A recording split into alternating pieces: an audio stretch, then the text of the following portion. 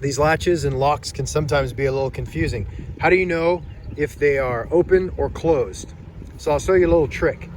So as you can see, you have these two lined up this way. The hinge is on that side and the door opens this way.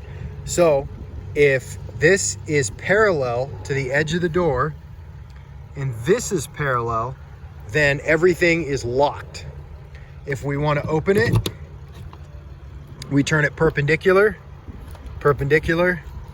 and then it opens.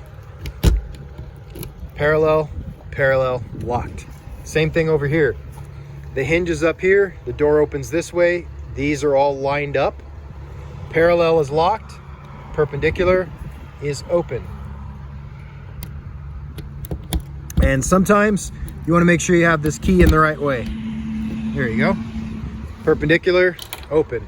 And there are these little deals on the side which will hold the door open for you, which makes it nice when you're trying to get stuff in and out. So go ahead and make use of those little clips.